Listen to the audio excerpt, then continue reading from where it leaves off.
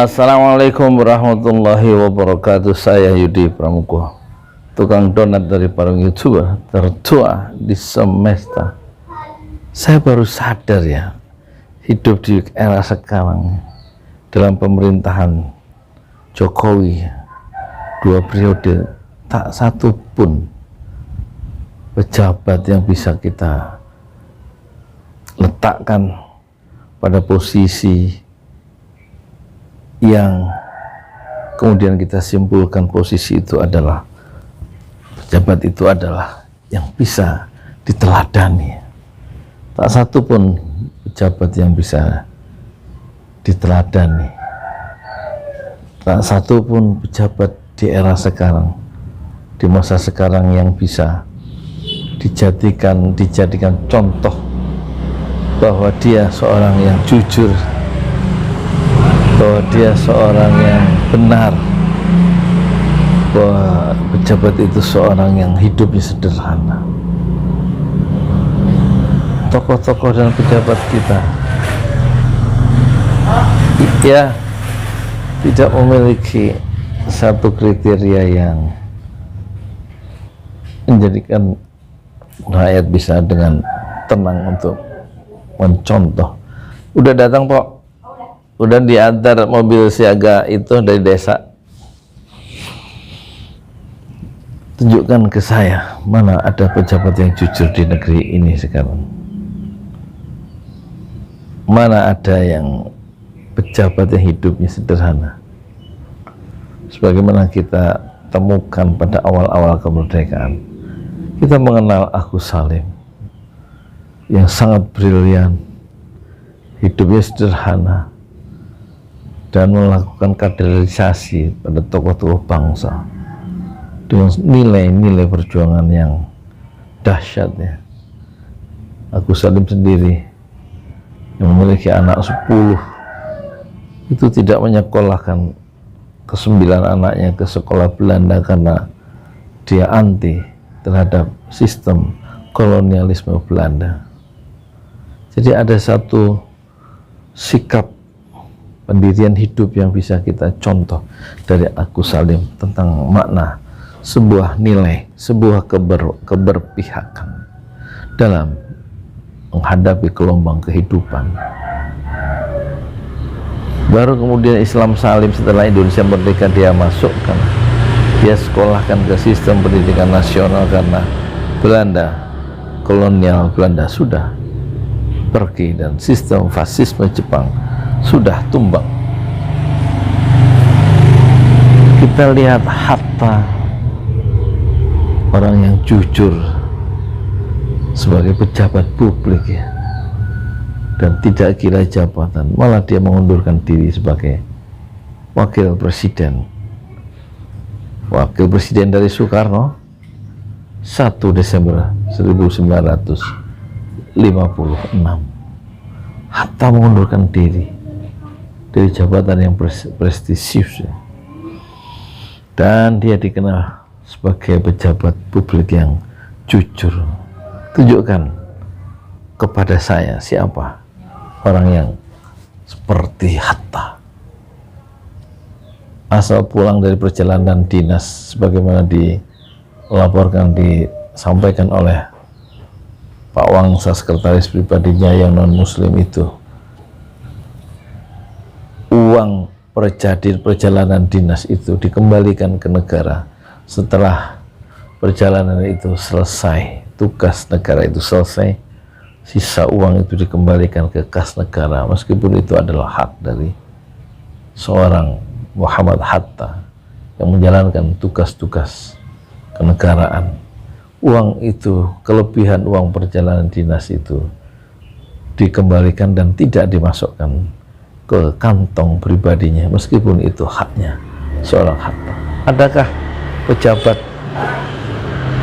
dewasa ini yang hidupnya sederhana dan berpihak pada nilai-nilai kejujuran seperti Muhammad Hatta? Tunjukkan kepada saya. Adakah pejabat publik yang punya keberpihakan kepada nilai-nilai dan anti kepada kolonialisme yang menjajah bangsanya.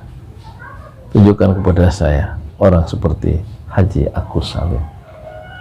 Kita lihat Hamka, Buya Hamka sebagai ketua Majelis Ulama Indonesia yang pertama meletakkan jabatan sebagai ketua Majelis Ulama karena dipaksa dalam tanda petik untuk mencabut fatwa Natal, dan dia tidak mau kemerdekaannya dikompromikan dengan kekuasaan, dan dia meletakkan jabatan demi sebuah nilai, demi sebuah prinsip. Apa Mi? Apa? Enggak, iya lagi siaran. Kenapa? Apa? Ini masak berapa liter? Hah? 3 liter boleh, 5 liter ya nggak apa-apa. Nanti dijual hari Senin, tapi Pak 3 liter aja kan Senin nggak jualan. Siapa? Jualan puasanya biar libur. Puasanya biar libur nggak apa-apa. Dia nggak masak hari Senin. Ada semua, Ada banyak. buat sore doang ini hari ini. Iya. Iya udah. Pokoknya minum buat sore ini masak 3 liter. Iya. Masih 5 liter juga nggak apa-apa buat besok sekalian. Loh, aku mau jualan kok. Iya sore, siang. Siang kan tahsinnya. Enggak lah. Puasa yang suruh berhenti istirahat. Pak Yudi mau jualan tanpa libur. Sekarang kalau jualan 5 liter, itu semuanya kecampur enggak? Cukup. Cukup. Takutnya kan di tengah jalan semua Nah, Bapak bilang cukup.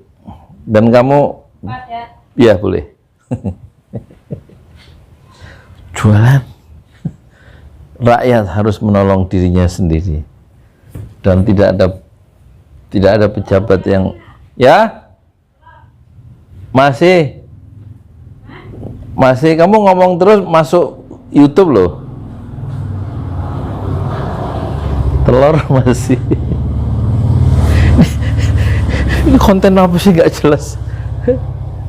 Jadi rakyat harus menolong dirinya sendiri, dan di awal-awal kemerdekaan pejabat-pejabat itu lebih banyak menolong, memikirkan nasib derita rakyat, bagaimana supaya bahagia.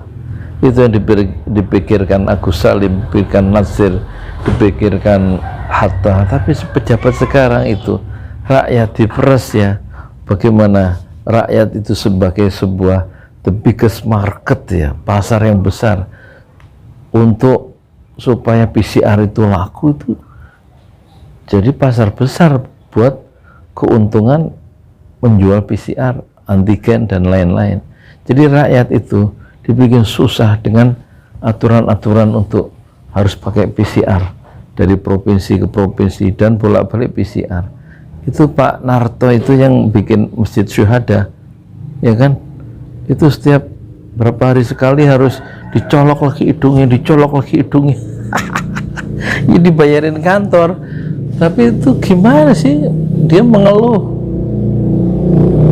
Sebenarnya dicolok hidungnya, apa sih? Diperiksa gitu loh. Kalau nggak dicolok dia nggak bisa jadi karyawan atau nggak bisa bekerja di kantor, itu terpaksa dia mengikuti aturan untuk hidungnya dicolok. Itu siapa? PCR ya yang dicolok itu loh. Saya nggak mau pakai PCR, ya kan? Umur saya sudah 60. Kalau matilah ya. Kenapa harus mengikuti aturan-aturan yang nggak jelas, dan ternyata itu jadi bisnis ya oleh pejabat.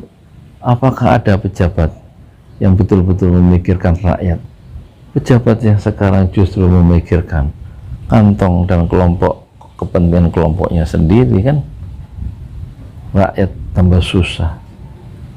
Jadi tidak ada pejabat yang bisa dicontoh. Pejabat semua di masa sekarang berdagang, mumpung rakyat bisa dijadikan semacam sapi perah ya. Semua dipajaki dan rakyat menerima pajak-pajak itu berturut-turut, semua pajak dibebankan kepada rakyat. Tidak ada usaha-usaha yang real untuk meringankan dan membahagiakan rakyat. Tunjukkan kepada saya siapa pejabat yang membela rakyat tanpa memikirkan kepentingan sendiri. Mungkin dia memikirkan rakyat itu angkanya 10, tetapi dia juga memikirkan dirinya dan kelompoknya dengan angka 20 atau 30. Dia lebih banyak menjadikan rakyat sebagai semacam tempat charity, tempat apa ya, dia sekedar memikirkan rakyat, tapi sebenarnya dia memikirkan diri sendiri. Tunjukkan kepada saya siapa pejabat yang memikirkan rakyat dengan tulus, hati suci. Tidak ada. Saya menantang Anda, tunjukkan nama pejabat yang bisa dijadikan teladan di masa sekarang ini. Saya tunggu jawaban Anda. Saya Yudi Pramoko, tukang donat dari Parung YouTuber tertua di semesta Fasbir Sabrun Jamila. Bersabarlah dengan kesabaran yang indah. Assalamualaikum warahmatullahi wabarakatuh. Assalamualaikum warahmatullahi wabarakatuh.